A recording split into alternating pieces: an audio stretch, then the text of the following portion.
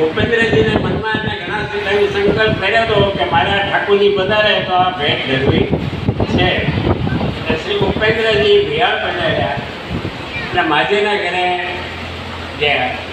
માજીએ પોતાની જે યથાશક્તિ ભેટ ભેગી થયેલી એ કરી અને વિનંતી કરી કે મારા સવાપાલી પાઠ આરોગવાની ઈચ્છા છે.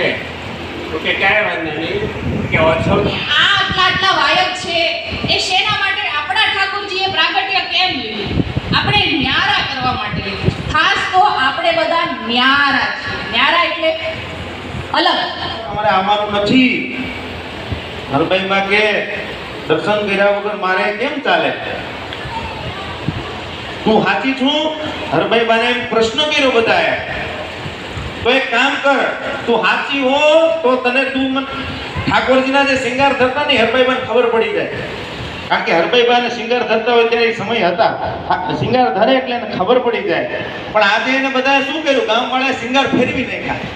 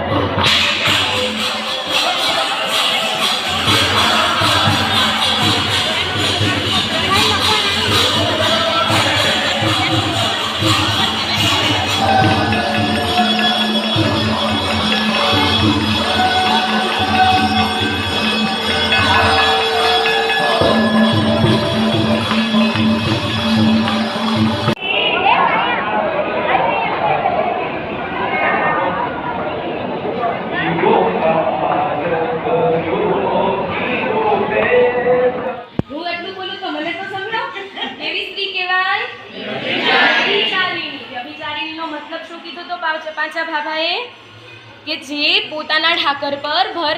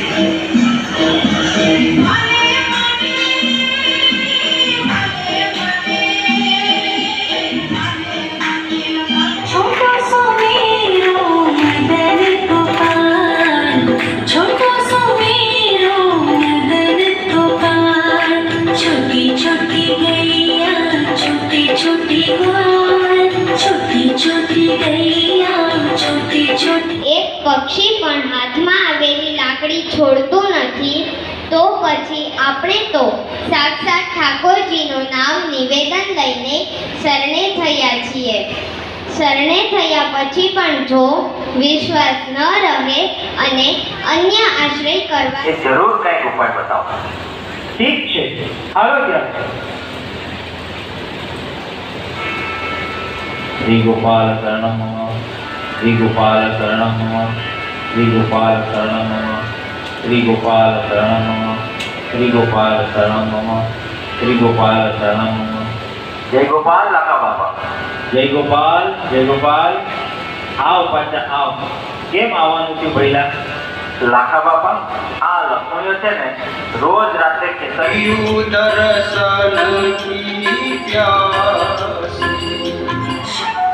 ચાલો ચાલો અમે બધા